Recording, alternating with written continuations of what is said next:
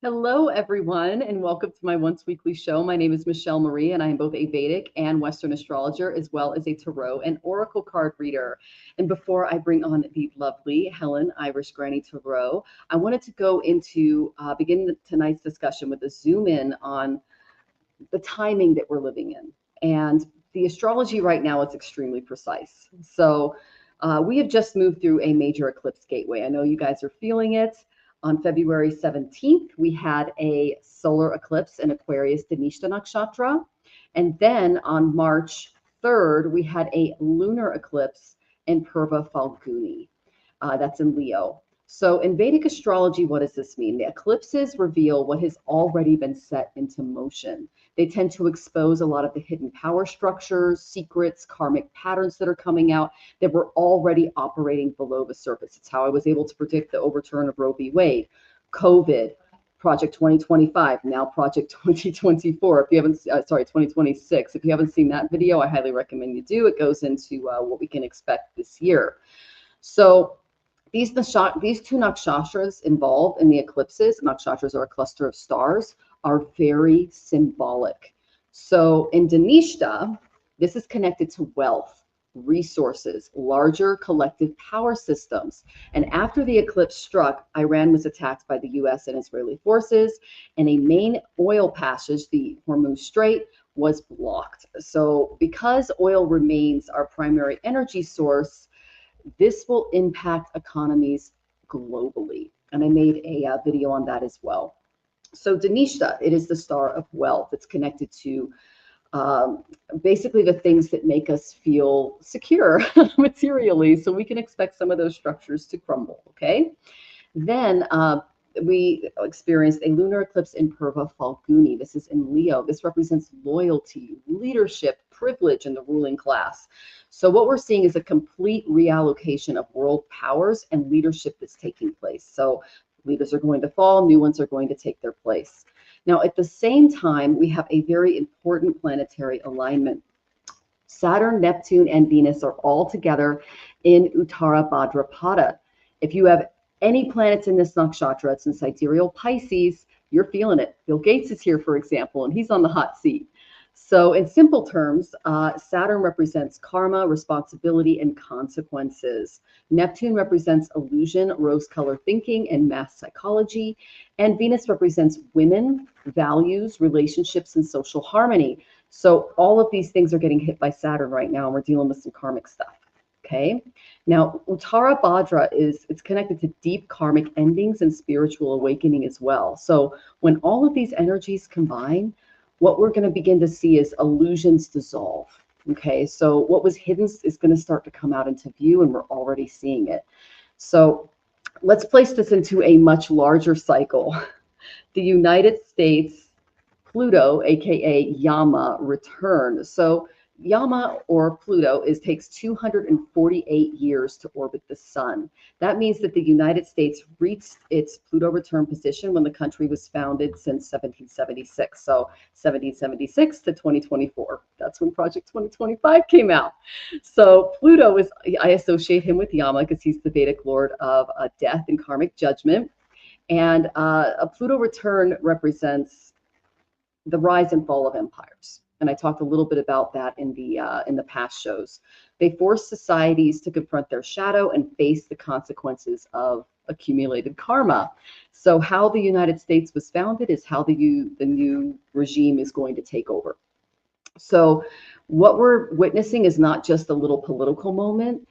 It's a civilizational restructuring cycle. So throughout history, the final stages of these, how do I say this? These empires, they reveal the moral condition of society itself. So when a culture becomes deeply corrupted, indifferent to injustice, history shows that a reckoning will usually follow. So in college, I studied a lot of cultural and mythological traditions. I was a writing, rhetoric, and culture major. And so, and I also looked into the symbolism of the Vedic netherworlds as well. And that's the Eastern philosophy, as well as the Princess of Hell. And that is the Western philosophy. So I'm going to introduce you to one here. Let's see. Now, This is a figure that appears frequently in literature and theology, and his name is Belphegor. He's a demon associated with sloth, moral laziness, and societies that refuse to act in the face of wrongdoing. Sound familiar? As a demon, he is the one who likes to start quarrels, and he's the enemy of anything beautiful and innocent. So in stories where he's invoked, he bestows a lot of wealth and power, and that's the power to make discoveries, the ability to create fantastic inventions like computers, internet, things like that. His role as a demon was to sow discord between people and lead them to evil through the distribution of wealth. Now, this doesn't go for all of our, lovely inventors and things like that, but you can see some people are falling into this kind of this fall right now. So basically, when it comes to this, we see the echoes of this in our own modern culture. There's a serious moral crime, many moral crimes that are happening in the United States. And they're kind of being reduced to jokes, memes. They're on Saturday Night Live. There's references in comments regarding CSA, the ritualistic murder of children. This is all connected to the Epstein files. And it shows how easily societies could normalize these really disturbing and realities. And, I'm all for, laughing and entertainment and things like this, but this is not the moment for it, guys, because it's pretty serious. So I refuse to live in fear regarding these ideas, but history shows that when societies ignore deep corruption, that a dharmic reckoning will eventually follow. So many historians have noted that the decline of empires usually includes a shocking moral breakdown. That's what we're seeing. Started in 2024, technically 2020 because of the Pluto return cycle. And that was when COVID started, and we got to really see some cracks in our systems. Now, I did study Rome and some of the ancient Mesopotamian empires and other collapsing civilizations, and they all record extreme ritualistic practices and darker, lower vibratory energies during their final phases. So whether this is literal or symbolic, these stories really appear when societies reach the end of a cycle of power. So in Vedic philosophy, this is not random chaos that we're going through. It is literally karma unfolding at the level of nations. And that's why we're seeing a lot of people get involved in now a world war. So just to clarify something important, some people have talked about, we are, entering the end of Kali Yuga, the age of darkness. But according to Vedic time cycles, Kali Yuga still has a long way to go. We're only about 5,000 years into it, and it's over 400,000 years long. So what we're experiencing now is more likely the closing of a specific civilizational cycle. This is the Yama return of the modern Western world. This first started with the European colonization in the early to mid 1500s.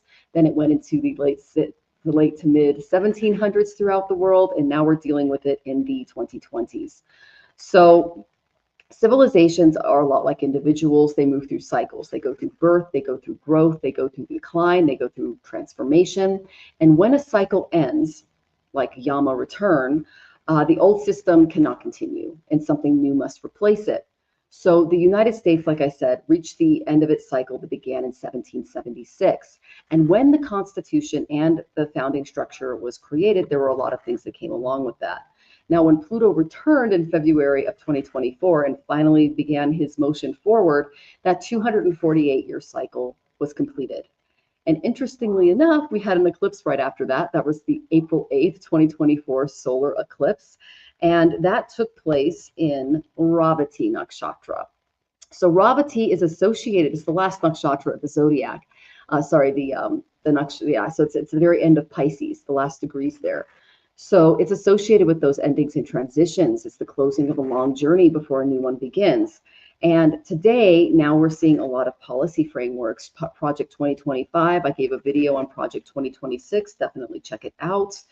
And others from the Heritage Foundation, and they're discussing how governance can operate in the future. So that's what I see kind of taking over.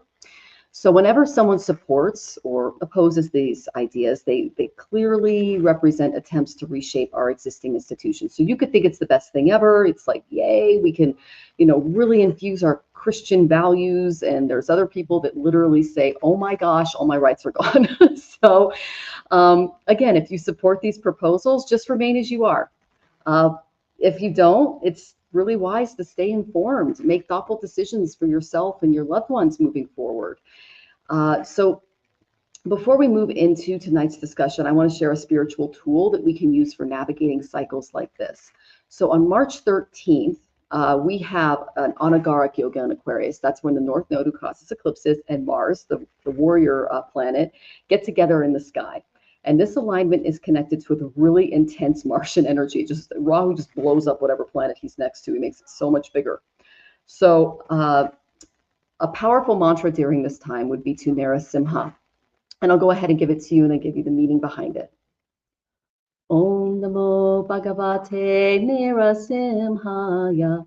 Om Namo Bhagavate Narasimhaya. Om Namo Bhagavate Narasimhaya. Om Namo Bhagavate Narasimhaya. Whew.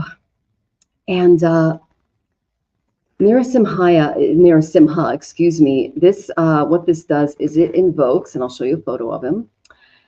He is half man, half lion incarnation of Vishnu. And according to the story, there was a very powerful demon king named Hiranyakashipu. Here he is there. And he believed he had become invincible. Now, he did a lot of austerities to invoke Lord Brahman, and then Lord Brahman had to give him a boon. And so he created conditions where he could not be killed by neither human nor animal, neither at day or night, neither indoors or outdoors, or by any type of weapon. So his young son, Prahlada, here's him there, he remained devoted to truth and divine order, which really upset his Asurya king father because he wasn't worshiping him. He was worshiping Vishnu. So then the demon tried to destroy his own son. And then Vishnu appeared as Narasimha, and he was neither man nor animal because he was half beast, half man. He carried him to the threshold, neither inside or outside, at dawn, neither day nor night, and used his claws and teeth to annihilate the father who was going to kill his son. So this restored a lot of the cosmic balance in the world. So what does that tell us? That tells us that the story is reminding us of something very important, of something very hopeful. When arrogance, cruelty, or corruption believe that they become untouchable, Dharma will find a way to come in and restore balance. So we can rely on that. And so this is a time not to be in fear. It's a time to, develop some courage, some awareness, and some devotion to truth, especially regarding your spiritual practices. And with that, I would love to welcome tonight's guest, the lovely Helen of Irish Granny Tarot. Helen brings a lot of intuitive insight and a lot of fascinating areas. Like she was talking about all the books that she's reading before the show. This woman is so intelligent, you guys. She goes into history, metaphysics, philosophy, current events, collective psychology, UFO, UAP encounters, dream interpretation, true crime mysteries, old Hollywood and literature, near-death experiences, and she has a really rare gift of making these topics really entertaining and thought-provoking. So I'm very excited for tonight's conversation, and welcome Helen to the show. Thank you, Michelle. I'm laughing. They are entertaining. They are, yes. I'm sitting here. Thank you for the kind words. I mean, talk about hyperbole. I'm sitting here listening to you talk. Could you see me while you were talking? A little bit, but I was kind of I was looking at the charts and stuff that I put together. So because I look like a bobblehead doll, I was agreeing with you. Yeah, this is a very strange time, and I've been on a personal journey of evolution. I don't consider myself an expert on anything. I'm learning, right? And people ask me all the time, are we going to be okay? Is everything going to be all right? I'll tell you, the only thing I know for sure is that we're here to understand that we're not our physical bodies. We're here to understand we are a spark of the divine.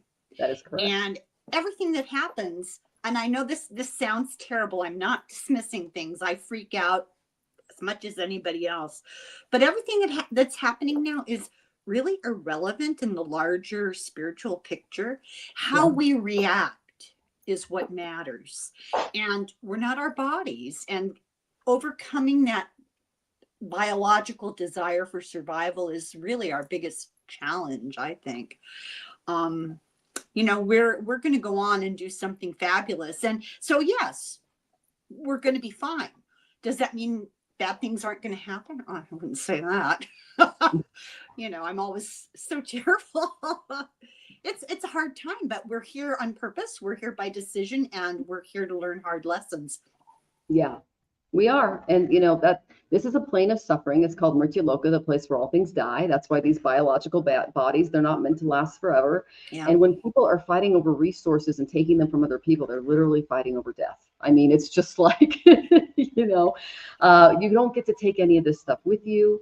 And your vibration when you leave this plane is you leave the body. And how big do you want your light to be? How light do you want to be? Where do you want to go?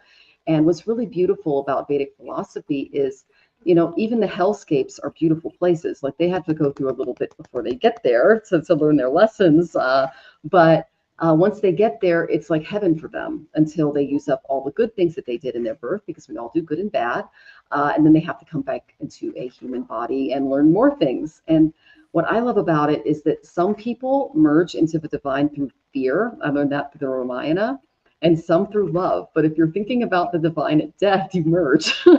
So I kind of like that. And when I say divine, it'd be your Ishtadevati, your divine entity of choice. And so when I learned that, it was like, oh, wow, that's really merciful and really good. And another thing that I've been looking at is a lot of, people that are born during eclipses, like Donald Trump, like Ted Bundy, like, I could name a whole bunch, but they're usually the product of inbreeding. Like Ted Bundy. Oh, that's weird. Yeah, isn't it? Yeah. Yeah. Yeah. So, and I mentioned the demon of the day, and he was a lot like my ex, and I found out that he was a product of inbreeding.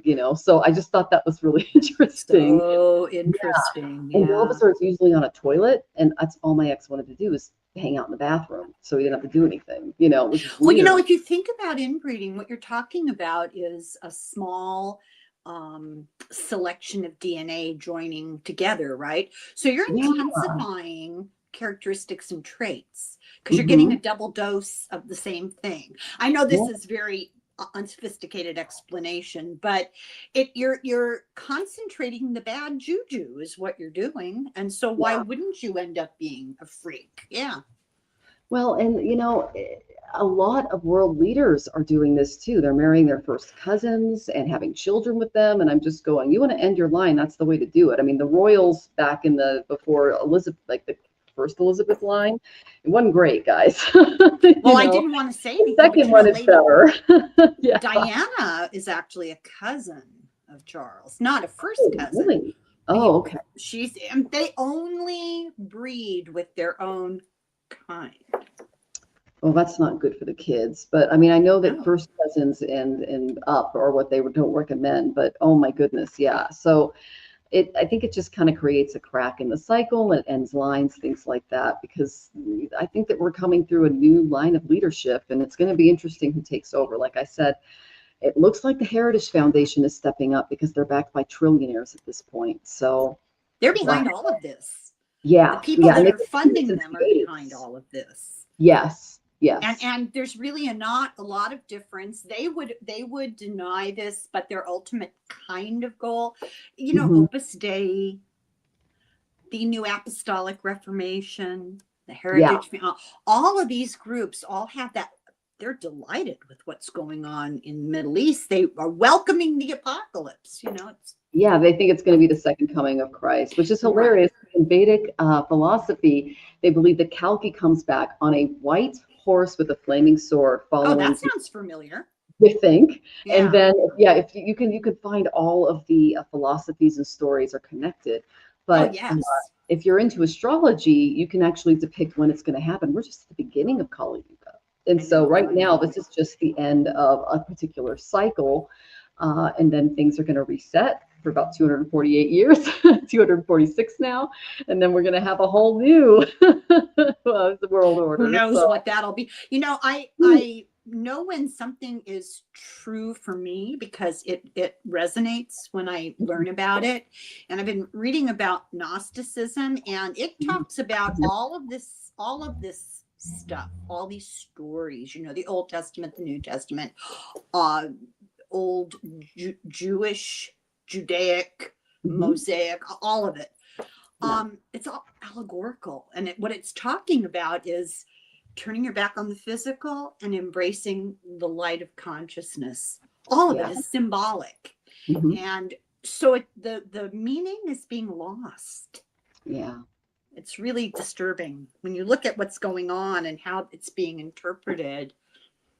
It's that's holding us all back. Yeah, that's what Kali Yuga is about. It's the rise of tamas. Tamas is inertia, sloth, like all of those 7 deadly sins that we talk about. God, I love those. Those are my favorite sins. Yeah. Oh my goodness. Well, these are the ones that, are just in your face, and they're not inside you, but where gods are walking around and just blessing us, and we can see out of our third eye after, meditating for a minute. This is a time of darkness. It's a time of a lot of, kind of gross material, spiritual feel. And so we have to, but the beautiful thing about it is when we do mantras, when we do prayers, when we focus on our divine Ishta, which is our divine God, goddess of choice, then we can merge a lot easier. We can rise a lot higher because it's so much harder to do that during these times because that's the challenge. Yeah, you don't want to be a good German. Do you know what I mean by that? Yeah. Yeah, you don't want to be. You want to be Dietrich Bonhoeffer. You want to be Arendt. What's her name? The writer Arendt, philosopher. Well, it doesn't matter. There are Viktor Frankl. You want to be the person who rises to the moral challenge. That's really hard. It is. Yeah, it is. But but the people that are the antagonists in the play, the Iagos, they are here for a reason too. Like I looked at Donald Trump's chart, for example. He's born during an eclipse. He's got Kalsarpa Yoga. He's Niragandanta, and he's of the demonic realm. And I looked at that, and he's doing a fabulous job. He's living true to time. Did you say Iago is a demon? Iago? No. I was just doing a Shakespearean reference. Like enter the. Okay. Because I was going to say, wasn't that interesting? Yeah, there's the protagonist and the antagonist. Yeah, we're just doing exploring the divine play. So. Yeah, I have a daughter who was born on Donald Trump's birthday, and it kills her every year. I always remind her, she's younger though, so she wasn't born during the eclipse. So that's she was born in the 80s. Yeah, she wasn't. Yeah. No, she's not as old as he is. Yeah, how old? That would make me 1,000,000 years old. No. Oh, well, I want to say hi to some lovelies coming in the audience. Guys, go ahead and get your questions in. Rachel and Rhoda, you're the first two because you tipped. So the lovely Venus is here. Thank you for being the mod with the most, Venus. BD is here. I went ahead and got your question in. Sybil is here. Lovely to see you. Thank you for saying hi to everybody. Divine timing. Lovely to see you, Rhoda. These names are great. Aren't they? I know. I know. So many creative people in our community. The lovely Garnet is here. Lovely to see you, Garnet. Oh, I love that. Yeah. David, I'll go ahead and get your question in, but try to make it a little bit more around the energy, okay? Because I don't want to put people's names up on the screen that aren't being asked to be read, okay? And then I'll go ahead and put that up there. All right. Let's see. Dark Crypto, have a great night. Universal Joycey, Narasimha, yes. Oh, yeah, I love that you know Narasimha. It's one of my favorite tales. It gives me a lot of hope that we're protected when we're focused on our our spiritual practices. And then the lovely Risa is here. Good to see you, Risa.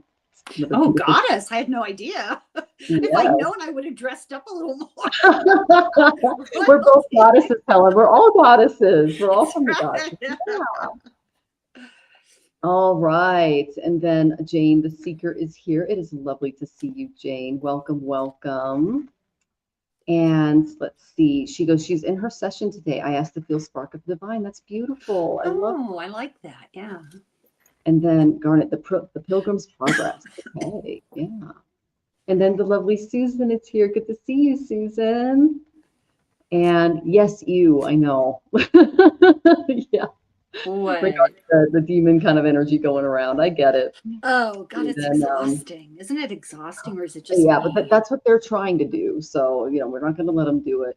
And Well, then Jane, why are people wanting the end so bad? I just want Mama Earth to be. I agree with you, Jane. But some people, misery loves company. So, and well, the fundamentalist Christians, they mhm. want Jesus to come back because they think they're going to get their heavenly reward and all their enemies will be published.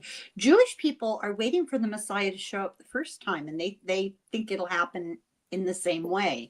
And then there is an expectation on the part of Islam, and I read about it the other day, but I forget what it is. I have to look it up. There's a term for it, but they too have an expectation that if we go through this process of disaster, there's this spiritual reward at the end. That's why. Yes, that is, yeah, history shows that. So the red dragon on a warship star my UK sent to Gibraltar. Okay, do you know anything about that, Helen? No, I mean like there's an emblem or a symbol. I don't know. I wonder if it's about the Chinese New Year. I don't know. I know because this is the year of the fire horse, I know, so. Oh, well, the fire, isn't that the dragon, kind of? The dragon's a little different. The horse is, Oh. yeah. And then there's an element and there's an animal. So we're fire horse. And it's every 60 years that it comes back. I'm a horse. And oh, it's your year. No, it's not a good year for horses. My friend Nate did a whole thing on it, and he's also a horse. Oh, okay. And we're both like, oh. Oh. Oh, I'm a boar. So, and then my husband's a tiger. So. What are you? I'm a boar. A boar? Pig, boar. I don't find you boring at all. I mean, I couldn't believe you said that. He's a tiger. Yes, but apparently that's the best for marriage. So yeah, yeah. So, and then I love that your Ishta Devata has Narahim Simha. That's beautiful. That's a beautiful one to have. And then yes, Helen is a goddess too. Oh, thank you. That's okay. Okay, Susan, I'm getting your question in. Thank you, darling. And we're all from source, 100%. That's right. Salama, good to see you, dear. I'll get your question in for you too. Yeah, there is a connection between Muhammad and Jesus. That is correct. I've learned about that. Yeah. And then King Arthur Avalon return is what it has to do with. Okay, thank you for letting us know, Garnet. I'll have to look that up. I haven't heard that. Oh, Reese's a snake. Okay, very cool. So we just came out of a snake, I believe. So I wonder if that snake is symbolic the way it was originally in Western mythology. Snakes and serpents represented goddess. Oh yeah, like Wadjet in the Egyptian fables, the Naga priestesses, and they're the keepers of occult secrets in Vedic philosophies. That's why St. Patrick drove the snakes out of Ireland. He tried to get rid of the goddess religions. Wow. Yes, so I don't. That would be like the herbalists and the midwives and things like that. Yeah. Oh my goodness. Pagan, female-dominated belief system. Oh my goodness. Wow. Okay. And then Jane says you're a metal ox, and Venus is a dog. Very cool. I love that you guys all know your signs. That's great. Who's got the puppy there to prove it? Yeah, you do. Yeah, and then Jane says, I just wrote a poem about snakes and lizards. It was about the desert. Interesting. Okay. That is interesting. Yeah. Yeah, I know that in ancient Egypt, the snakes were seen as the divine keepers of, divine feminine spiritual knowledge. And if you look at all of the pharaoh's crowns, that's right. A cobra coming out of it, and that's goddess Wadjet. And she represents the protection of kings, and she also represents the third eye and the eye of Horus and the eye of Ra. So it's the divine eye of kings. So yeah, I read a little bit about her. So many connections, aren't there? I mean, really, they all overlap. Yeah. Sybil's a tiger too. I get along really well with tigers. Apparently, they're like, I didn't think so because I'm a pig. Wouldn't you eat me? But no, we get along great. So it's symbolic. It's okay. It is. Tigers are fiercely independent. They're workaholics. At least mine is, and I'm very home comfort, clean house and a good meal on the table when you get home. I'm good with money, things like that. So we're a good combination. So yeah, in Western astrology, I'm a Taurus, and I mean, I don't like to rearrange furniture. I like everything always to stay the same. Not a good quality. Oh my goodness. Yeah. And then Ashleisha Nakshatra animal. Okay, yeah. And so Rohini and Mrigashira are the female and male cobra. And Ashleisha is the mind of the snake, but its animal is the male cat. So yeah. Yeah, Ashleisha is a very interesting. That's where my Mercury is. So it's and it goes into Ravati. So in my Navamsha. Now you've exceeded my language ability in astrology. Oh. Well, let's see. Oh, Sybil says she's a Taurus too. Tauruses are the best. Yes, yes. That's my rising in Vedic. I'm feeling separated from this world. That's why I wrote about being in a desert. The earth needs deserts. That's true. Yeah. Okay. Feeling a little separate from the world, I'm beginning to think that that's kind of a good thing, because we're supposed to recognize that the physical is an illusion and we're not a part of it. We're just here to learn from it. So, if you feel a little bit of distance from what we call reality, you might be on the right path. That's true. That's true. So Rhoda, you're first, divine timing. Go ahead and get your question in. And then lovely Rachel, go ahead and get your question in. Susan, I have your question. You are the third tipper. So thank you so much, you guys. I'm doing a Google Ads campaign, so I'm trying to figure. I appreciate you guys donating to my marketing. So yeah, I know. A lot has changed because now Google Gemini is running it. And so I went in going, oh, I'll just put this campaign together. And I'm like, what is this performance audit? What is this going on? It's like Gemini's running it now. And so I've got to totally change. What is the campaign for? Well, it's for my website. So yeah. Okay. Yeah. Okay. Yeah. So people go to my website and book readings. So I don't do a lot. I don't put anything on YouTube just because this is kind of like this is where I show people that I know what I'm talking about. I'm not looking for the views or the clicks. I'm looking for just people to connect with. So I don't buy a lot of stuff, and I don't do ads or anything, but I do a lot for my website. So that's kind of where I make quite a few videos, but it's as a favor to my family, because if I don't do this, I rant and rave at them, and they don't want to hear it anymore. Oh my goodness. Well, I love talking with you. You're so intelligent. So, all right. So the lovely Rhoda, you are first. And let's see, what animals do I need to hear them about? Okay, what messages, excuse me, I was reading someone else's thing. What messages do I need to hear the most right now? Oh, right now. I didn't know what that was. Okay. Right now. All right. You got it, Miss Rhoda. And yes, Universal Joy Tishi. Shalisha's yoni animal is the male cat. Univarso yoni animal is the female cat. That's right. Yeah. My husband and I, we're both cobras. I'm Rohini and he's Mrigashira. And so we have that Kundalini kind of energy going on. So it's kind of fun. Okay. Miss Rhoda, I know you just started your new position. Congratulations on that. Excited for you.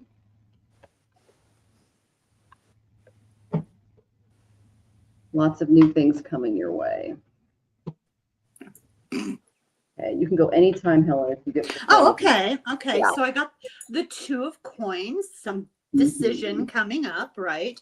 And I think it has to do with making an intelligent decision, making a rational decision, taking your time, and before you jump into things, really weigh what it is that you're choosing or deciding on. And this just reiterates that. This is about looking for inner knowledge. So trust your gut instinct and really give yourself the opportunity to dig deep into your knowing, your inner knowing. Oh, I love that. Okay, so that does kind of go into what I'm looking at here. So the first thing I got for you, Miss Rhoda, was I got the 9th house, and you mentioned that you're doing some training in Denver, and I did see those beautiful photos that you have of the snow. So this represents travel, usually by plane and so I was going to ask if you were thinking about traveling, and that's what you're doing. and you have a new job in another state. So you're kind of in between right now. There's the weather balloon. So you're just kind of floating from place to place and figuring out how to best move forward. Now, as you do this, I did get temperance, but it came up reversed. This is a card of like some disunion, some conflict of interest that are going on. So it's important that if you experience any hostility or people not really getting along, just know that through moderation, through temperance, through not really taking on the issues of others, you're going to fly right through this. Okay, this is how you deal with it. I went to my Mahabharata oracle. I got the impartial card. Okay, so if you look in behind Balarama here, there's a war going on. And what's he doing? He's just farming. He's tilling the soil. He's just being Balarama. Okay, and he's feeding both sides. He's feeding the Pandavas and he's feeding the Kauravas. The Kauravas are the demonic army, and the Pandavas were represented by Krishna, who's Deva energy. And so he's literally just feeding both sides, and people go to ask him what his opinion is, and he goes, I'm here to farm and feed people. So I'm just here to do my job. So if there's anyone trying to start some drama or discord or anything like that, then, just be impartial to it. I'm working as an outreach for the house I was living in. I'm getting paid for the things I was doing already. That is fantastic. I love that. So yeah, that's the only real warning I have for you in starting a new job. There might be some people who kind of test you with maybe a little bit of gossip, or they're just a little unbalanced. Okay, but you just do your job. You do it well, and you're going to be just fine. Okay. Can I say something about the temperance reversed? Yes. Oh, as a Taurus, anytime you're moving, physically moving or moving positions in job, you feel discombobulated, and it's kind of I think a reassure. I don't mean to read your card for you, but that's the gut feeling I got, was just kind of a reminder. You will feel discombobulated. You'll feel, things are a little in flux and change, but it'll be okay. Yeah. And I know that whenever you start a new job, people in the environment always kind of test you, and they start to form alliances and things like that. That's when,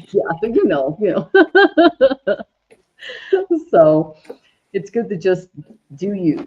All right. Okay. Thank you so much for letting us tap into your energy, dear. And Miss Rachel, I am not seeing you in the chat or your question. I'm going to go on to Susan. Once you come in, dear, go ahead and put your question in, okay? All right, Miss Susan, I'll be looking for see me down here.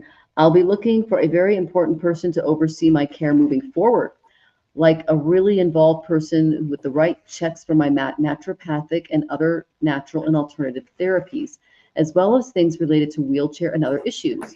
I think I need a professional rather than someone I know, and I'll need them to really get my vision for the nonprofit, the book, the ministry, social media platform, community retreats, etc. Woo! To act for me when I can't, and even if I can't. Okay. And then let's see. So you're looking for an important person. Let me see if I can get a second tell you here. So you just and my brother is okay. That isn't it. Okay. So let's see. What's the rest of your question, Susan? Is it just about the energy of trying to find a person? Yeah, that's what I got. That's what I got too. So thank you, Rachel. And Jane says, my mom's a Taurus. She'll be 93 in May. Woo! Oh my God. We're going to be around forever. Good genes. And your mom does kind of look like Jody Mitchell. Pardon me? Her mom looks like Jody Mitchell. She's adorable. Yeah. I got great cards. Good. I'll tell you what, I'm the right person to ask about this, because I did care. I did nursing care. Me too. At home for people. You did too? I did. I was an in-home nurse. Yeah. So that you're better off not having somebody who's related if you can do that, because the emotional entanglement is heavy. It's hard. Shall I go? Oh yeah, go ahead. I'm still pulling. So you're facing, I get the impression from this Ten of Swords, you're facing a lot of issues. We'll just use the word issues. The Wheel of Fortune, this is a karmic situation, but it's okay. I mean, this is probably difficulties, but they're providing you with the opportunity to grow, so that it's actually a good thing. It's most important that you find somebody compassionate And I do believe you will, the high priestess. I think you will find somebody who resonates with you, who really has care in her heart, and who will really gel, I guess is the right word, gel with your personality, and prioritize the things that are important to you. It's hard to find a good caregiver, but I think you're on the right track. I think you will. Oh, love that. Yeah, I got similar cards. The first thing I got was the seventh house. So this represents your relationship with your hubby. You just happy anniversary. That was happened on the March 2nd. So that's awesome. He's very helpful when I see this card. This tells me that you can really rely on him for support and helping you get things done. I think it's important that you take some time to rest, because I got the Four of Swords. She's nesting here. You've been really, they were showing me you've been going a million miles an hour. You're getting a lot of downloads, a lot of energy coming your way, which is absolutely fabulous, Susan. But you need to take a rest. That way your ideas can meld a little better when it comes to moving forward. Okay. Yeah, it's like that Ten of Swords, you feel overwhelmed. Yeah, definitely, for sure. And you just need to take the time for mental rest. Okay, whatever that looks like for you. And then I got the Emperor. Okay, so this is someone who it's a benevolent form of power. Now, it didn't come up upside down. Yay. So this is someone with a lot of leadership, some charisma. They can provide a lot of structure and protection in and around your environment. This is a very authoritative person. So that's going to bring you the stability that you need in order to get all of these systems and things that you're working on, fortified. And so this is a very institutional card. So I love this for you. It's going to add some balance to your life. The only kind of imbalance that I see is I did get the Princess of Cups, but she came up reversed. So it's important that this could be you a little bit. This is kind of a fear of the future, unprocessed trauma, things kind of coming up, but this could also be someone that you might end up interviewing as well. Okay, this is a very ungrounded person.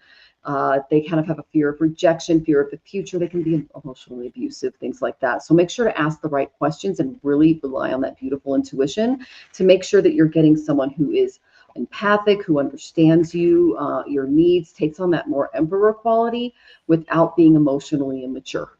Okay. Somebody kind of take charge, who's organized and who can get things done, right? Yeah.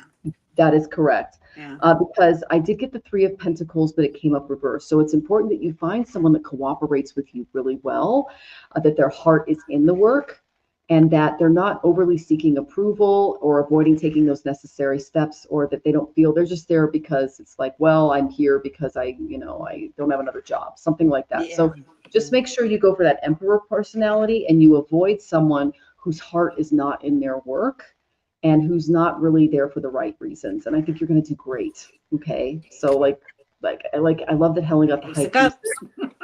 Yeah, relying on your intuition when you're interviewing is so key, because you want to make sure that it's a good fit. Like, I was a nursing assistant for a gal named Clara. She was 91 and I was 19.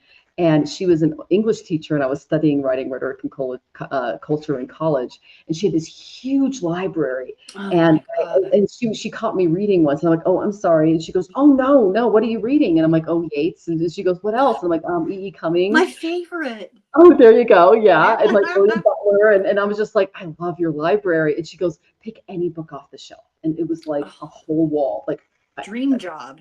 Like 1,000 books on this wall. And so I picked one out, and it was Shakespeare's sonnets. And I started one, and she finished the whole sonnet. She goes, pick another one. And she could do it with every single book. Oh my God. I know, we got along so well. And she had lions all over her house. And I go, are you a Leo? And she goes, yeah. And I'm like, I'm a Western Leo. And she goes, there's only room for one queen in this castle. And I'm like, honey, I help you up and off your throne every day. You are the queen, okay? I am your servant. I love working with the elderly, except I have to be careful now because I'm rapidly approaching working with myself. Yes. Well, we're all there. I'm taking care of Jonathan now. Like, I was actually, my specialty was dementia and Alzheimer's, and my husband has dementia. Oh, so wow. it's like full circle. Yeah. So I get to take care of him now. And it no really such is. thing as coincidences. No, it was my first W-2 job, was working as an in-home nursing assistant. And then before him, I took care of we helped take care of his former partner. I mean, I'm kind of the caretaker. That's kind of my my sidereal sun is in Cancer. So anyway. I've taken care of 3 different neighbors as they died, as they got elderly and then sick and then died. The neighbors see me coming, they lock their doors and close the curtains. Oh, that's hilarious. Oh my gosh. Okay, Risa, I'm getting your question in. And yes, Jane's turning 65 on Thursday. Yay. That's so awesome. Congratulations, dear. You Happy finally get birthday. Medicare. Yes. Have a piece of I'll cake for send you me. a channel that I follow. He goes into like Medicare, Social Security, the whole thing. He's really good. His name's Ed. Is it Ed Wise or Ed? Anyway, I'll send it over to you. Okay, and then Venus says, we had another caregiver fill in for my client. It was her first time. She went upstairs and went to sleep as soon as she got there. I left my client downstairs. Oh my God. Malpractice. That's horrible. That's not good. Well, I'm glad that you were there, Venus, you know, and you showed up to help. Oh my goodness. Okay, so let's get to Rachel's question. Rachel asks, I just got home from tour. I did my best to reacclimatize, feeling kind of mixed. I'm seeing a townhouse tomorrow that looks good. Any cards surrounding the energy for tomorrow, or the trip would be peace or things or what? Okay, so do you want to do, well, we'll just look at the townhouse. Is that okay, Rachel? Just the energy in and around that? Okay. Townhouse. You want to make sure this place has good juju. Rachel has not had the best luck when it comes to real estate. So, okay. Hey, sweetie, can you put the bedroom light on? Oh my goodness. Okay. Hmm.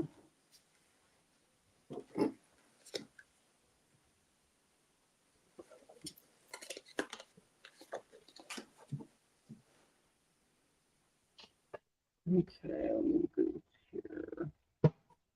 Oh.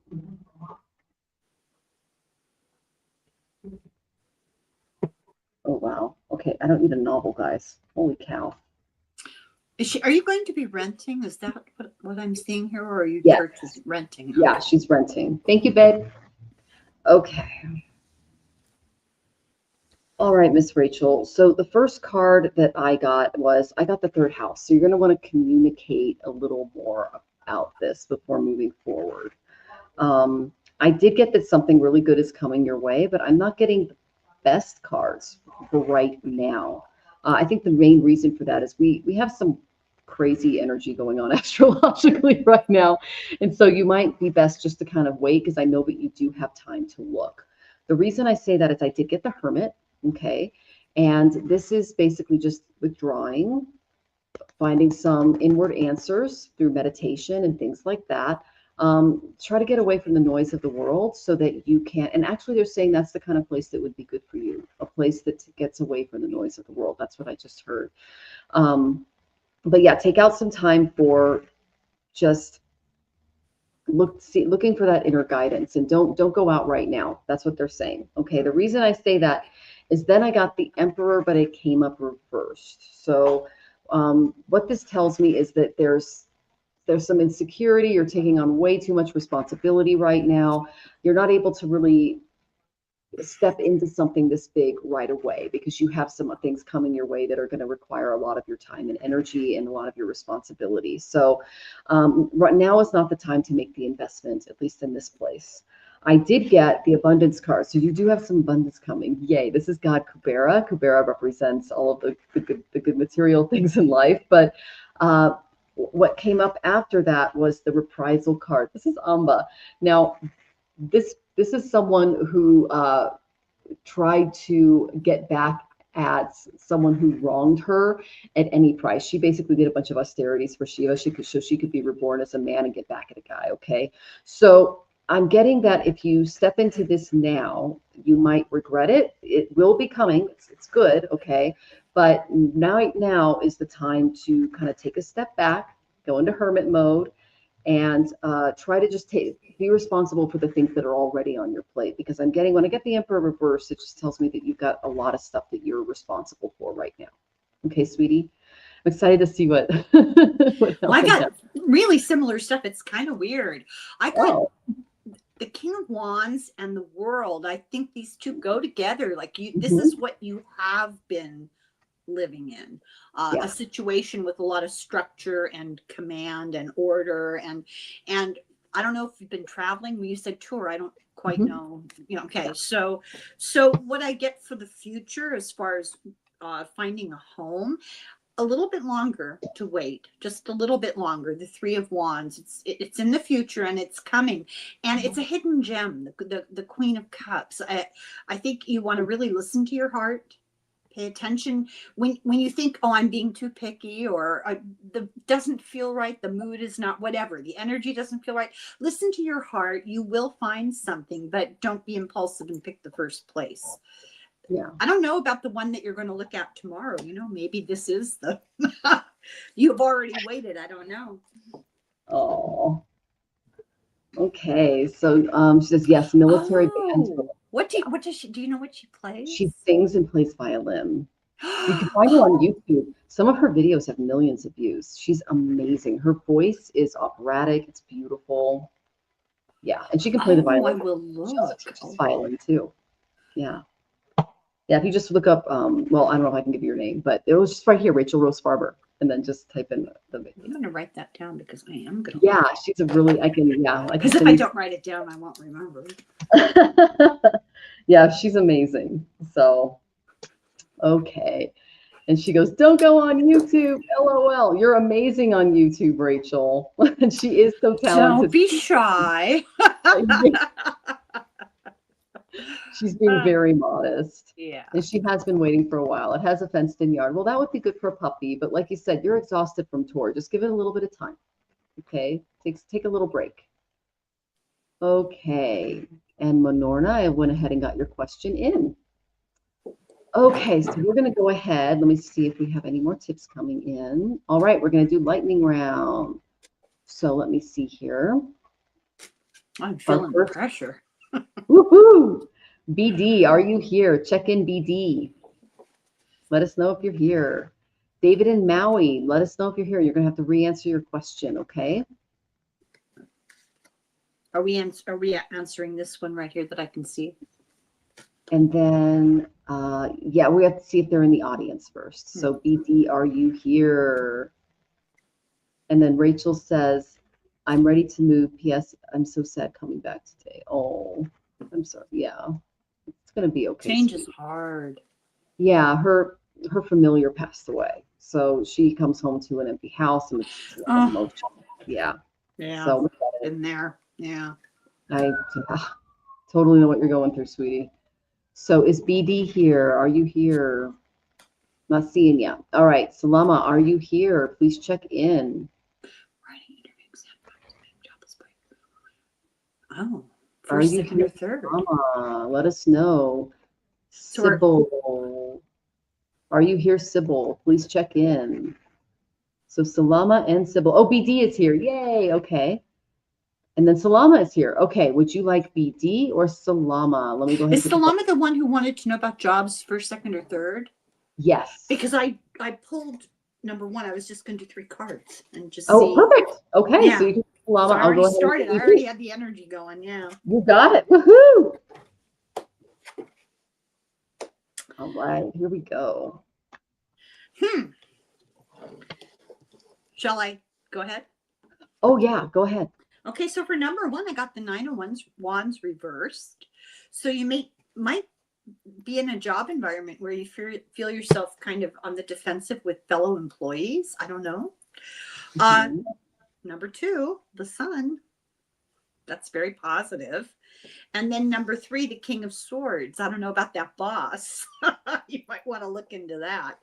I don't know. Number 2 sounds good according to the cards. The Sun, I mean, that's one of my favorite cards. You get the Sun, you can feel pretty good about something. I love that. Oh my gosh. Okay. So basically, they make you take tests to apply for a job. That's true. Yeah, that is true. Wow. Yeah, she goes, wow, thanks. Okay, you're so welcome. Yep. Okay, Sybil is here. Thank you for letting us know, dear. All right, so I'm at BD. I've been feeling off. Is there anything I'm concerned about? Okay, so the first thing I got was the eighth house. You're going through major death, rebirth, transformation. I actually just did a short on the eighth house, so you might want to watch that. I released it last night. It must have been for you. So you can know there's a phoenix in this card. You are rising from the ashes, my friend, and that is a very painful thing to go through. Another thing, so I asked kind of what is going on with BD. All right, I got 3 swords. So this is sorrow, pain. You might be dealing with some disappointment, but know that you're going through a phase of recovery. Okay, there's going to be some healing. You know, even though you're going through maybe some heartbreak, some grief, fear, fears, things like that could be rising up when you go through these major transformations. Know that this type of mental pain, this anguish is going to get better. Okay, so just know that. All right. The reason I say that is because the next card I got was really good. I got the Lord of Earned Success. I got the Six of Swords, that you're going to make a mental transition past this wounding that you're dealing with, this eighth house energy. There's going to be some improvement, some resolution. You're going to move on to a better place. It's going to be a lot of renewal coming your way. So I love seeing that for you. So don't linger in it. Try to see this as a passage rather than something that makes you feel a little off, or dealing with that discord, things like that. Okay. Now, I asked what this was regarding, and I don't want to get too far into it, but I did get the King of Pentacles reversed. Okay, this is a guy who he represents the loss of a job, dishonesty, a lot of financial issues, suppressed feelings. Men like this can be stubborn and kind of controlling with money, depressed, things like that. So if you are going through, you might have encountered a person like this, or you're just going through some financial struggle right now, know that this too shall pass, okay? And that you will be moving on to a better place in the future, especially mentally and emotionally as well, okay? So just know it's going to get better for you, okay? I hope that was helpful. Okay. Oh, Risa, thank you for the tip, dear. All right, so you get a question from both of us. Maria, I got your question in. Thank you. And then Salama followed up and said, somebody communicated my colleague from a past organization to know much about me. Okay, interesting. Okay. And then she started defensive actions from people who were interviewed. Oh, okay. It's always good to have a list of questions when you come in for those interviews. So keep doing that. All right, so let me get Risa's question. Welcome back, Risa. And she asked, what do I need to know in this moment? Okay, you got it. Oh, in such a moment. Oh, yes. We're all going through it, guys. Nothing from that deck. Some of my decks are just saying no to me today. It's interesting. Oh, that one said yes. Okay. Shall I go ahead? Yeah, go ahead. I'm still pulling. So apparently you're facing a challenge of either a person or a situation that's sort of toxic and needs to be avoided, need to walk away from that. But you have a lot of inner strength. You kind of know intuitively what the right thing to do is. And a little reminder to delve back into lessons learned, from childhood, nostalgia, the good things of the past. I didn't get the sense of this being threatening. I got the sense of just being like a toxic environment, something really annoying. But they're not chained tightly, you can get out of it fairly easily because you're insightful and intuitive and you'll be able to tap into it. And just remember the loving things that you learned as the innocence, of childhood. Yeah, it's really interesting that you pulled the devil, because we just talked about the demon of sloth, and in this Pentacles, this represents slothfulness in the Hermetic Tarot. So that's the energy I got in and around you. This is someone who kind of they're dull in their mind and their spirit, and they bring a lot of heaviness into family situations. Yeah. They really create a lot of discord and things like that. And you don't have you don't have room for that. I love that you pulled the High Priestess, Helen, because that's her way through it, in my opinion, because that's how you're going to see through the dishonesty, so to speak. Okay. So then I got the Nine of Cups reversed. This is normally the card of material happiness, but when it's upside down, it can bring material loss, which kind of goes along with that Ten of Pentacles moment. So if you've kind of made some mistakes with your discernment, just kind of stay away from that Devil reverse Ten of Pentacles kind of situation. Use your High Priestess energy to see with your third eye rather than your two eyes to kind of pull yourself out of that situation. And I think things will get a lot better for you. Remember the depth of emotion that you've had in the past, that inherent, innate love that you have. I love that, Helen. Yes, that is perfect. So then I went to my Mahabharata oracle and I got Sthita Prajna. Well, when she arrives, stillness will become your strength. So this tells me that if you see compromise and mutual understanding when it comes to that, any family issues that you might be going through, you want to make sure that you're doing the right work-life balance, because this is a balance card, you know, so that everything is it's the most productive and satisfactory for everyone involved. And peace arises when your mind is steady. And when your mind is steady, you can tap into that High Priestess energy. So I love that for you. This is one of the best cards to get in the Mahabharata Oracle. Once you do those things and use that beautiful High Priestess energy, I see victory for you overcoming the devil, negative, Ten of Pentacles reversed, Nine of Cups reversed energy. You're going to get through this. Okay. So yeah, you're going to be liberated from it. And a bold move is really going to give you the advantage, and strategy matters. So I think that's why it's important that you tap into that beautiful divine intuition. And, you know, but know that victory favors those who dare to enter. So be brave and be very proactive in making sure that you are setting boundaries and you're seeing things as they are and not as you want them to be. Okay. So know that intervention will bring positive results. So good things are coming. Remember who you are. You're a goddess, Risa. Join the club. Yes. Oh my goodness. Okay. So let me go here. I'm going to change my lighting a little bit. Okay, make it a little better here. I don't know if that's any better. If I move around the light, I don't know. I know. I'm trying to get it so that it's like a little less. Just ignore it. I found it's best just to not pay attention. Okay. Well, I made it a little brighter. Hopefully that's better, guys. Good. See me. Okay, because it's getting dark in here. All right. And then she goes, Goddess Risa. Yes, there you go. Thank you both so much. Yay. I love that. So funny. One of my daughter's name's Teresa, and her friends, her nickname is Risa. I don't call her that, but her friends all call her Risa. That is so I relate to that name. Yeah. Great thing. I deal with my emotions. Yes, I love that, Risa. Yes. All right. So let me check. Okay, we are going back to lightning round. I know that Sybil checked in. So let's see. And Risa's already done. Is Manor Ranavid, are you here? Scorpio, are you here? Oh, you're young. And Maria Scorpio, are you here? Ooh. Spirit House. Oh, how does she spell it? Hers is no H. No H. Okay. It's a family name. I have a sister, my mother, a cousin, an aunt, and a great grandmother, all named Teresa, and my daughter. I love it. Oh my goodness. Okay.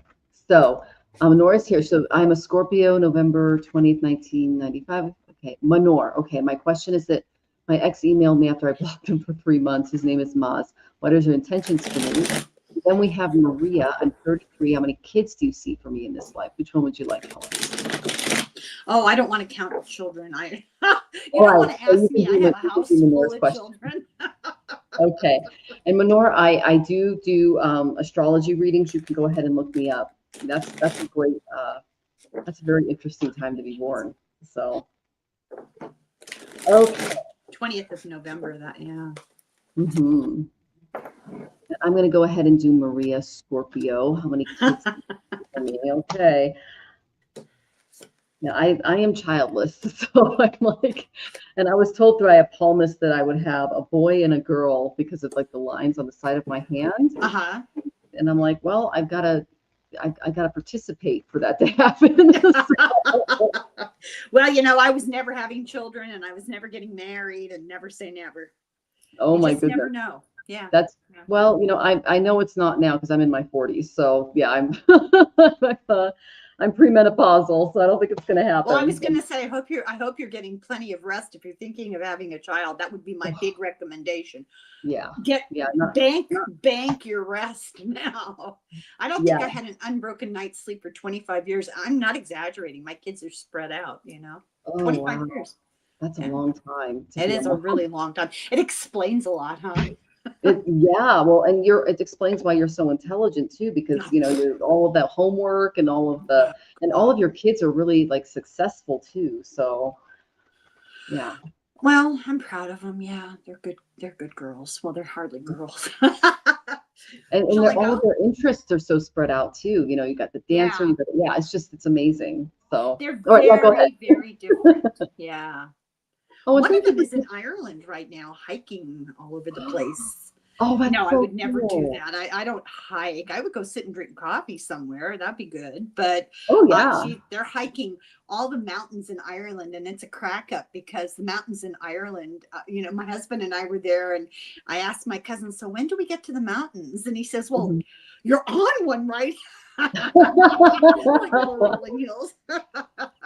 I love Okay. that. And thank you, Risa, for donating again. That was very sweet of you. Namaste, dear. Okay. All Okay. right.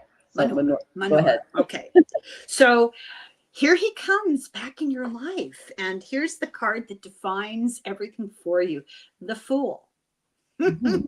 And just to warn you, he has not done the work he needs to do. He just hasn't. And I'm not sure that I would entirely feel good about believing everything that he had to say. Mhm. And then I got the Six of Swords. If you remember these things, it'll go well for you. I think it's better for you to move on.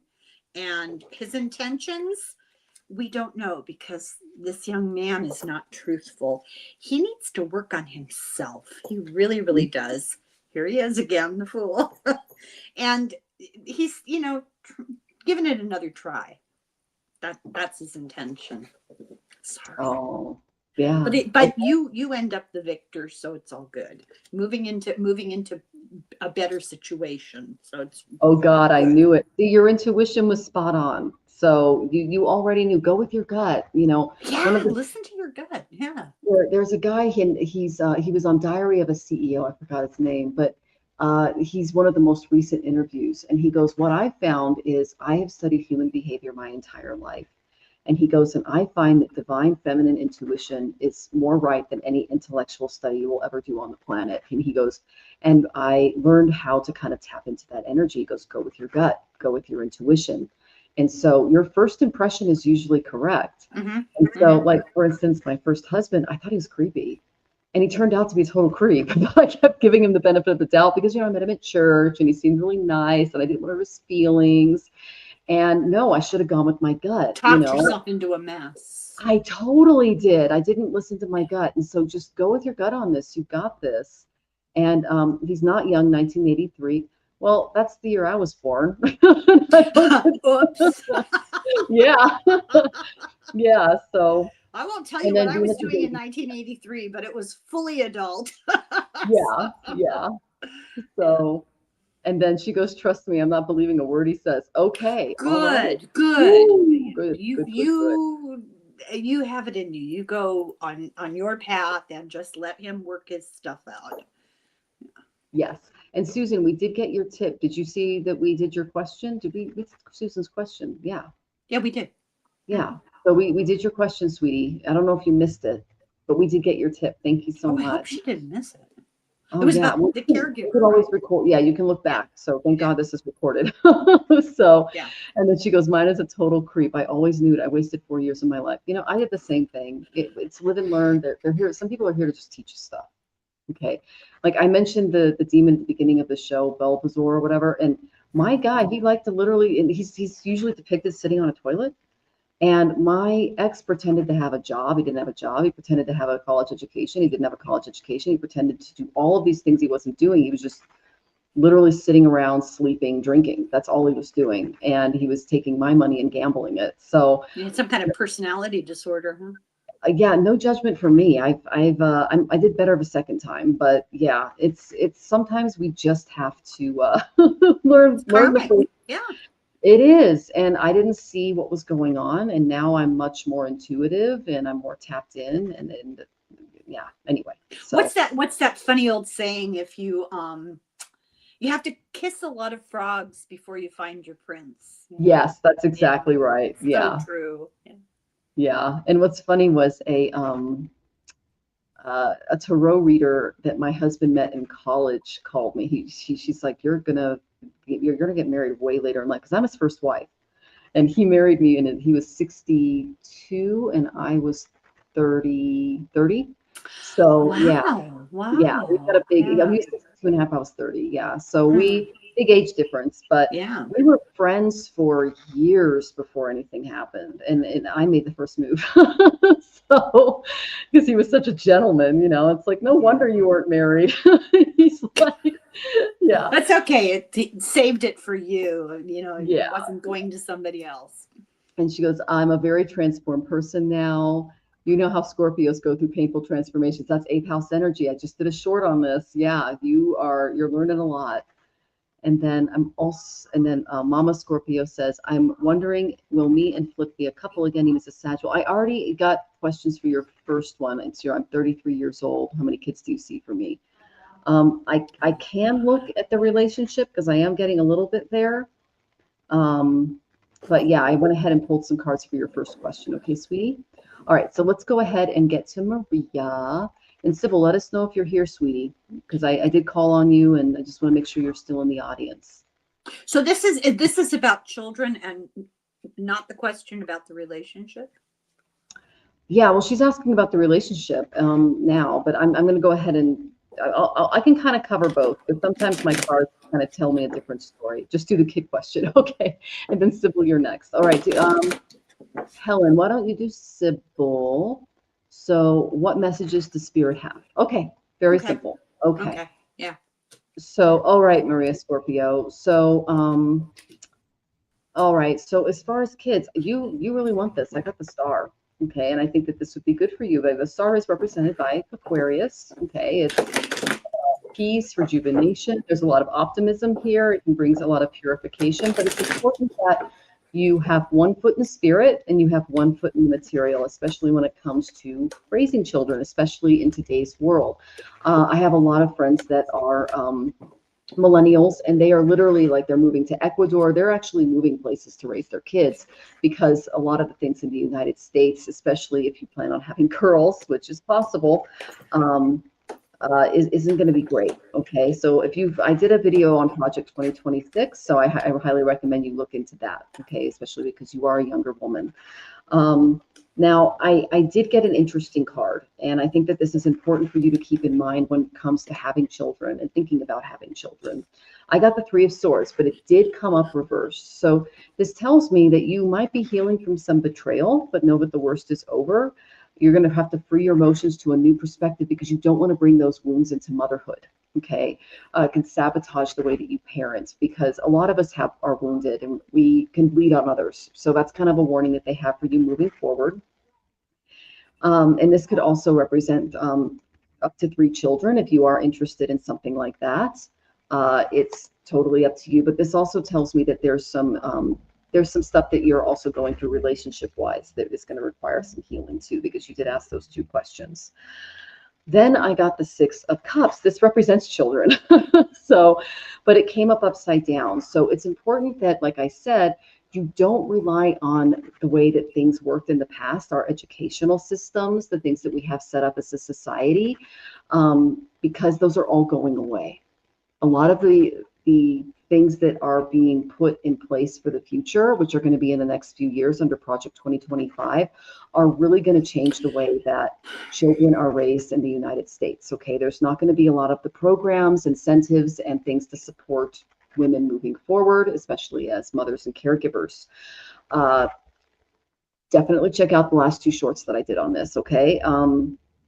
it's important that you do not rely on how you were raised to raise your kids. You might have to really think outside of the box, okay? Because again, things are changing. Now, other cultures, like I live in Mexico now, they have Montessori preschools here. They have they put so much money and time into educating their children, whereas in los Estados Unidos, not a lot of programs and funding and things like that are being supported anymore. We actually lost a lot of them in 2008. I worked as a teacher at a high school, and I was laid off with like half the teachers in my state in 2008. And we were replaced by cheaper labor, basically. And then now it's AI. So yeah, they've gutted Head Start again just now. yes, they're gutting education across the board. And so it's important that you look into countries that invest heavily into their infrastructure. I have a friend who's actually, his wife is Chinese, and they're moving to China because they have amazing schools there for their daughter and their son. I have another friend who's looking at Ecuador because they have free college and programs there. And in Mexico, if you want to become a doctor and you pass all the tests, you just go in and become a doctor. Like, you don't have to pay the crazy, bills and everything. Yeah. So it's important that you do not rely on your past structures. But I said, you could have up to 3, okay, if you if you really want them, but you cannot rely, like I said, on those old structures for support. Okay. And you're thinking of Southern Europe. Okay. Now Southern Europe Finland. Oh, they have an excellent education system. They have the best in the world, and they all do, of it and is free. Teachers. Yeah, they pay their teachers so well. I actually had when I was in middle school, one of the science teachers was from Finland, and oh my gosh, it was like she knew like 7 languages, and I mean, it was just amazing. Their educational system is so good. So you could have at least 1 or 2. Yep, it's possible. But again, when you go to raise them, the United States is not going to be the best for kids. So yeah, I'm glad that you're thinking to think outside the box there. Yeah, I'm glad mine are grown up. Yeah, and you're healing through lots of trauma. Yeah, I totally understand that. Yeah, okay. So I'm glad that you're able to join us. And we actually pay. We have a gal that works for us from Pakistan, and we pay her through PayPal. So it's interesting that you don't get that, because that's how we pay her. I don't know. Okay, so might be. So yeah. I'm going to go ahead and do Laura's question. And how about, are you ready for Sybil? Yes, I am. So I have the sense, Sybil, I got the devil again. The devil card likes me tonight.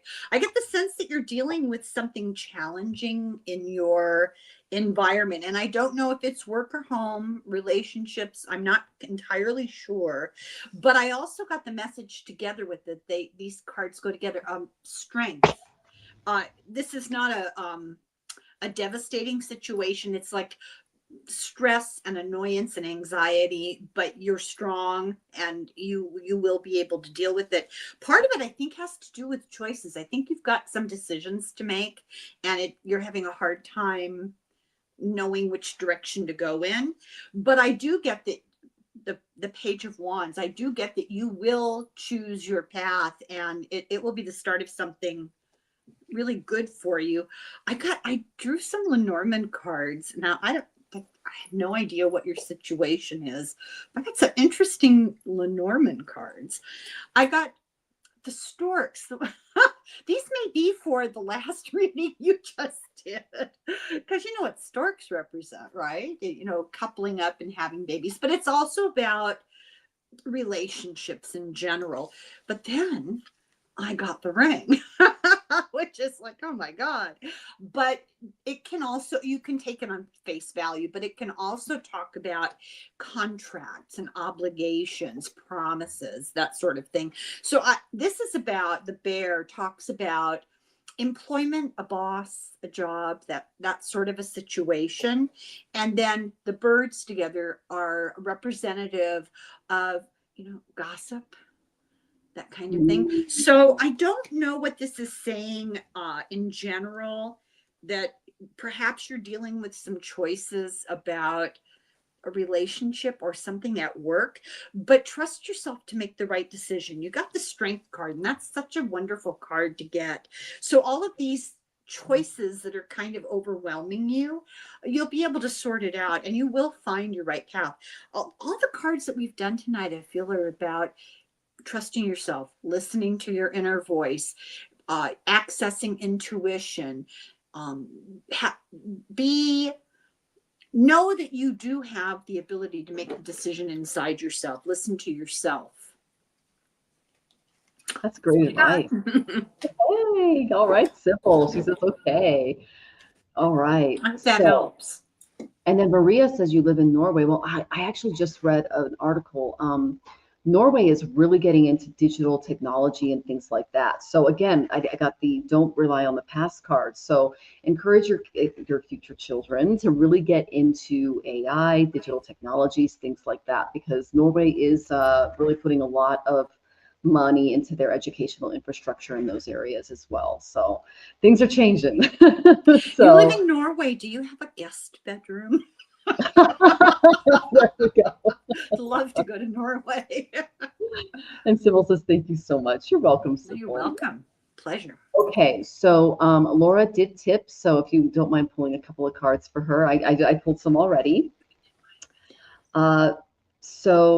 Miss Laura, the first card that I got for you was, I got the Ace of Cups, and it came up reversed. So what this tells me is, and they're all no cards. So I'm just going to start off with that. I got all no cards, at least right now. Okay, so you're going through a lot of transformation right now. There's a lot of things that are that are kind of on your plate. Making a big investment right now is probably not. Yeah, so I'm saying not a great idea right now.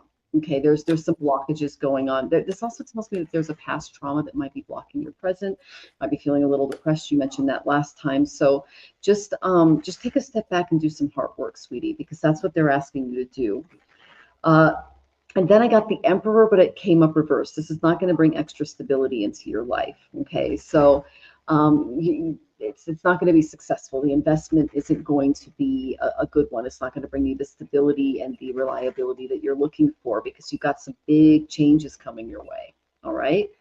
Then I got the Six of Wands, but it came up reversed.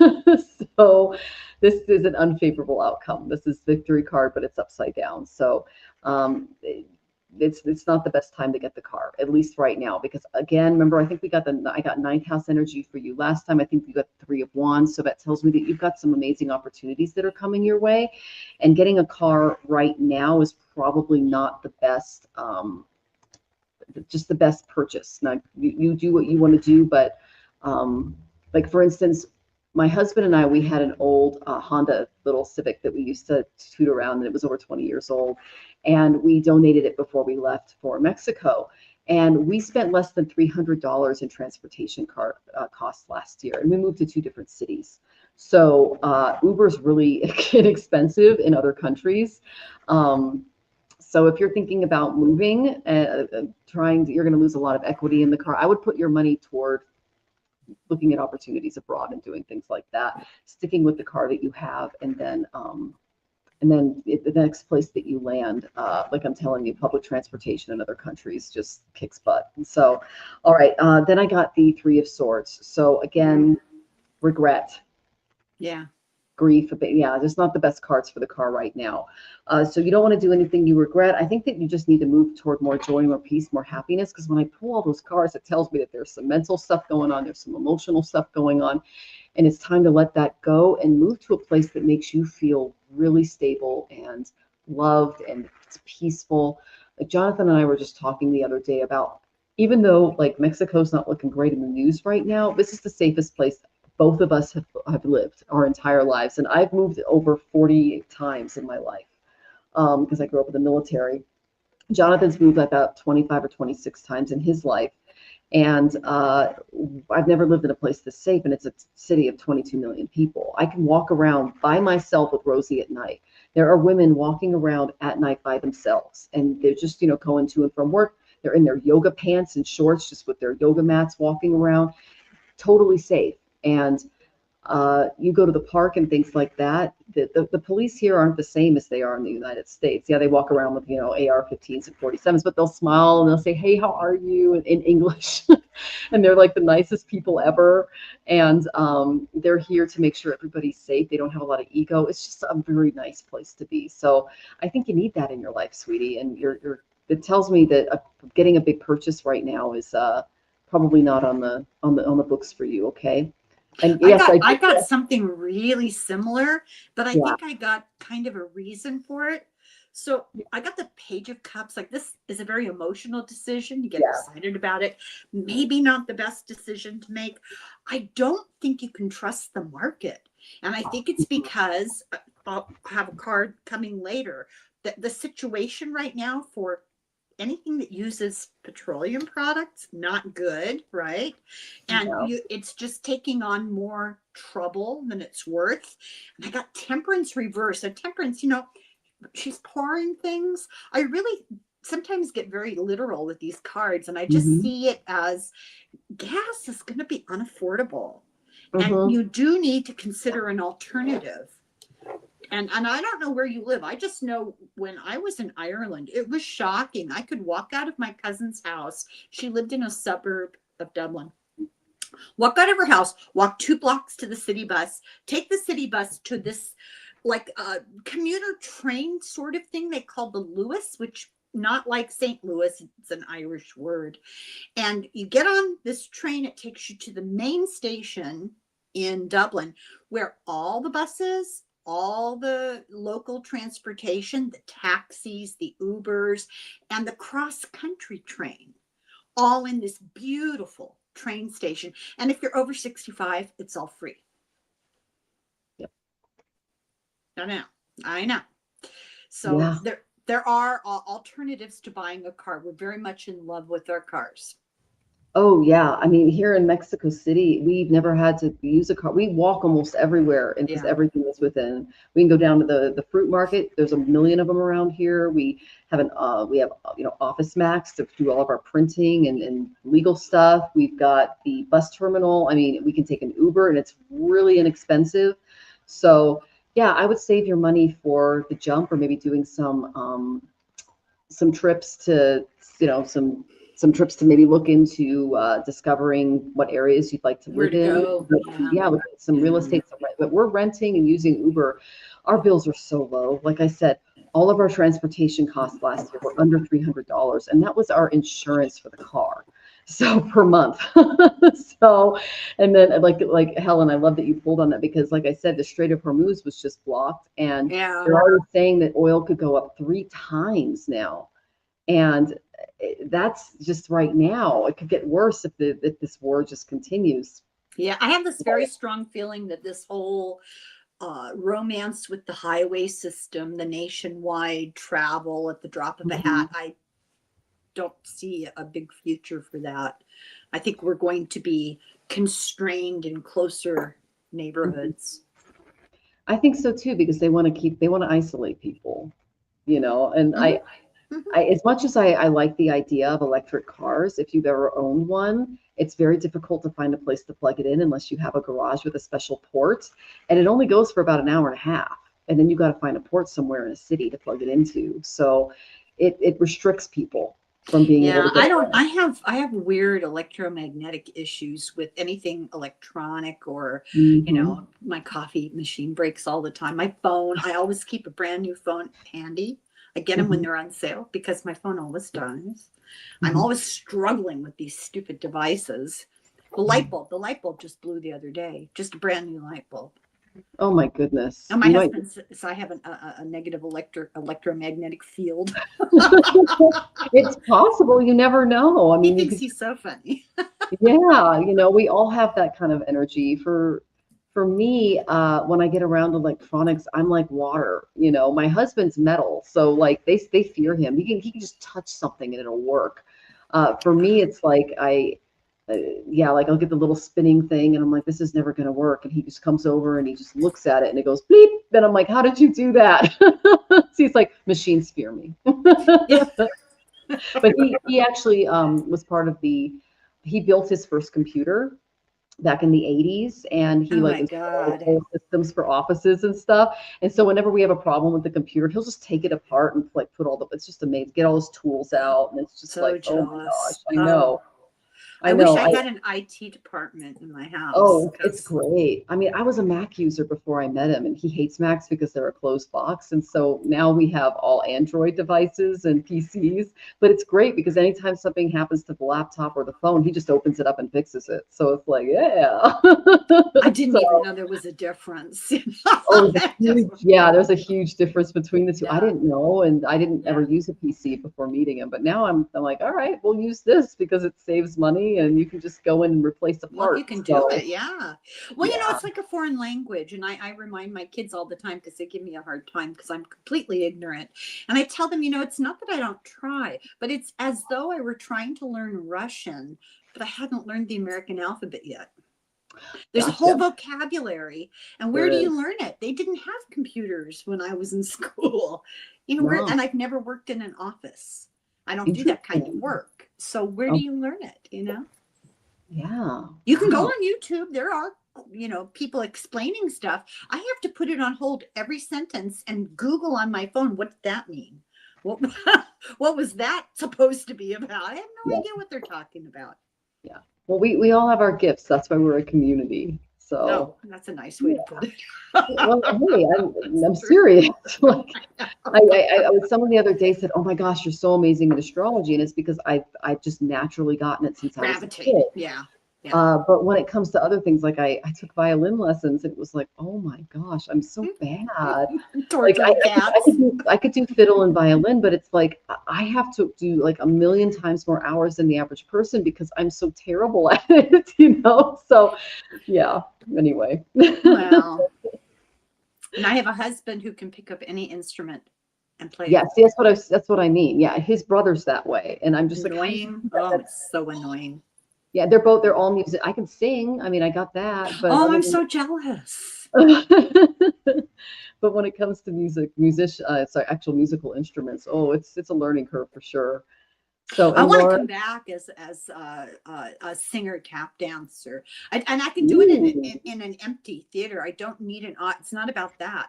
I just want to be able to actually do it. You know, I like music. That's a skill to do both at the same time. And yeah, Laura, I'd love to give you astrocartography. She says, I'm bored. Yep. And the market is really bad for cars. She's in Texas. Oh, it's hard getting around in Texas. Texas. Yeah. In Houston, you have to get a car. Yeah. But anyway, I love y'all. Love you too, sweetie. So yeah, just, keep your forerunner, even though it's 10 years old. 10 years old isn't that old. That's nothing. Yeah. I've kept cards way longer, sweetie. So a 35-year-old Vanagon. Yeah, mine was over 20 years old, and yeah, just take care of that forerunner, and then when you move to Italy or somewhere like that, you can use their beautiful system to get around. Yeah, and then Venus is like my truck's 19. Yeah. I remember. Truck can't even drink yet. I know. It's not old. Thank goodness. The cost is getting up there. All right. Oh my gosh, so we are done. Yay. All right. That was really fun. That time went by really fast. It does, doesn't it? Yeah. So do you have anything that you'd like to announce as far as topics that are coming up, shows that you're doing? Well, actually, I always forget to talk about what it is I've been doing. Yeah. Everybody needs to go on my channel. I made a recording this morning. I had a conversation with John Fugelsang. Does that ring a bell? Mm-mm. John Fugelsang is a comedian, and he's a political commentator. And he wrote this book that I covered a few months ago, The Separation of Church and Hate.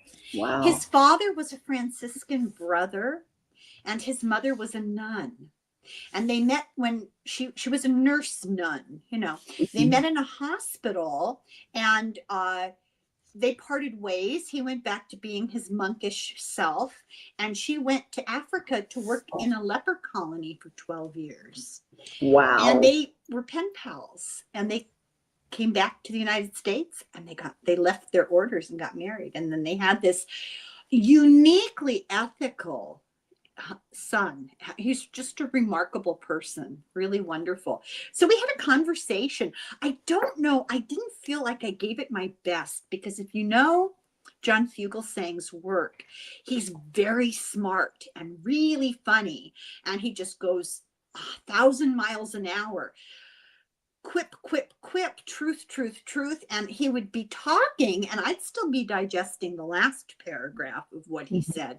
Usually I can keep up. It was something else. Plus, I had something in my eye the whole time, and I was trying not to touch my eyeball, you know.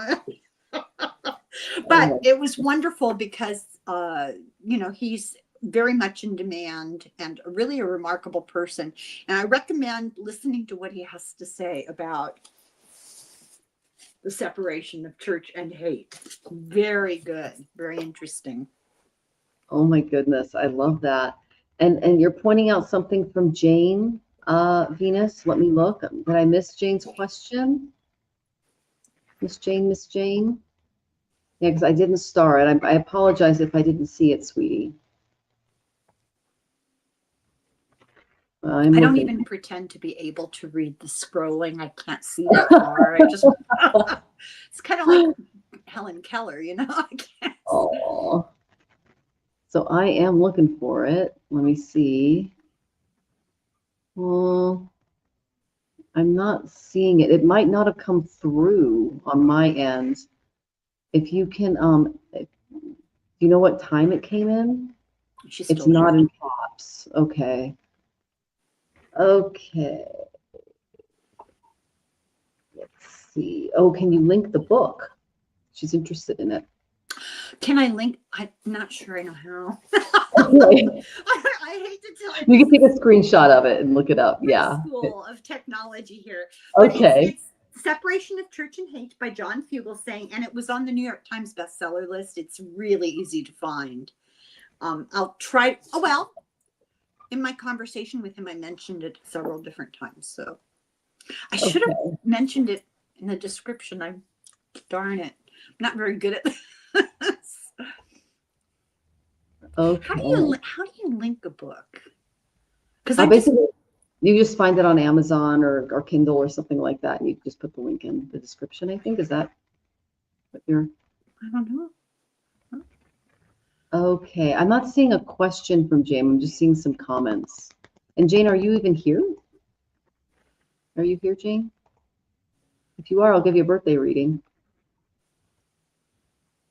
It's gonna make sure she's here. I'm not seeing that she's here, Venus, but I appreciate you for bringing that to my attention. You're an amazing mod. It was earlier, yeah. So I'm not sure if she's here or not, but yeah, I didn't see the question. But yeah, Jane's great. I had her on last week. She's so maybe much next fun. time. Yeah, definitely. Okay.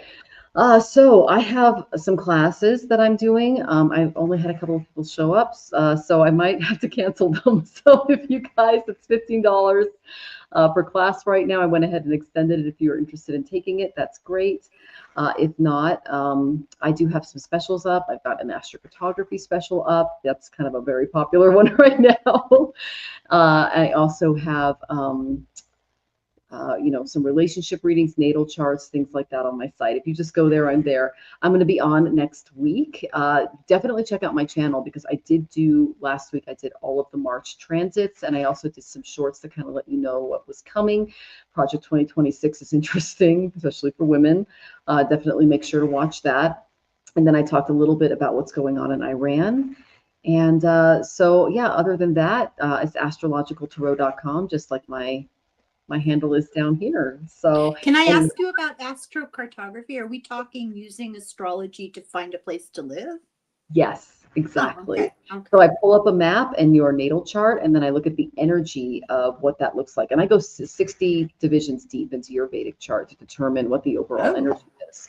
So yeah, there's a spiritual energy around each and every place. Some is good, some is bad. And I actually tested this on a lot of friends and on myself and on my husband's chart, and it's eerily accurate. So it's better than the Western cartography that I was doing because it goes into kind of the emotional impact that it has on you, in addition to financial and family stuff too. So, I grew up in Southern California, and I made my husband move.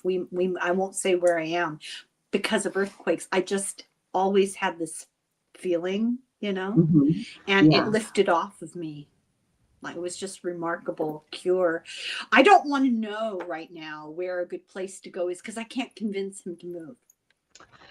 Yeah, yeah, everyone's got their own path, but after reading Project 2026, I'm like, I am so glad I'm in another country. Like, it's just the stuff that's rolling out is so intense that, sometimes you just got to love you more than the stuff and get the hell out. That's just I know, my I know. own. Everyone's got their own thing, though. I So. took this stupid vow. Well, I mean, I resigned to it. I it feel was like, a big okay, deal for Jonathan to move. I basically told him he could stay and I was leaving. Like that is literally the conversation we had. And I said, yeah, we can still be together, but I'm not going to live in the same country because I don't live the place that we were living. We had our place broken into, a bunch of stuff was stolen. The crimes just kept coming one after another. And I just went, I'm not safe here. It's not good here. you know how you feel about it. Yeah. Right.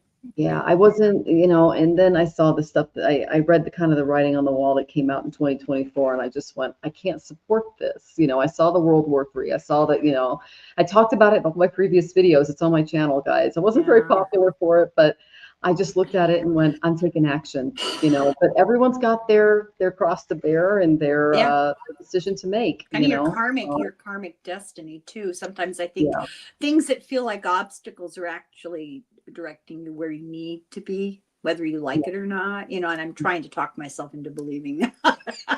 I did predictions, which I usually don't do, but I did predictions, for 2025. And then I did predictions in November for 2026. Mm-hmm. They're all coming true. Yeah. Yesterday, I heard something. I went, oh, okay, well, check that one off. I predicted they're going to reinstate the draft. And no, it won't be popular. Yes, it's political suicide, and they're going to do it.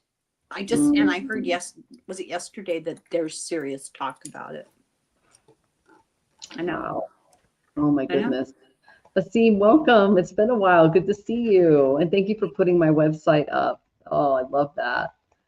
Okay. Did I see him in a cruise uniform, like a ship? I think it's like a naval type of thing. He works in distribution and things like that. So, yeah. Yep. Purvabhadra. That's the yep. Okay. All right. So thank you guys so much for joining us. It's lovely to see you. I'm going to be here same time every Monday. So please come and visit, ask your questions. And I'm really looking forward to next week. And definitely check out Helen. Her links are in the chat and in the description. Thank you for putting that up, Venus. You're amazing. She's got a lot of great topics, and you don't want to miss those. So everyone, thank you for inviting me, and thank you everybody for letting us do cards. It's an honor and it's fun. I really enjoy it. It is, and I can't wait to be on your show. I love reading with you and having these discussions. So everyone, we're going to make that happen. Yay, awesome. And I'll go ahead and announce it on my community page once we do. Okay. So everyone take care and have a wonderful week. Om Shanti. Sacred knowledge from the stars. Vedic truth heals ancient scars. Mantras clear the karmic way, bringing light to guide each day.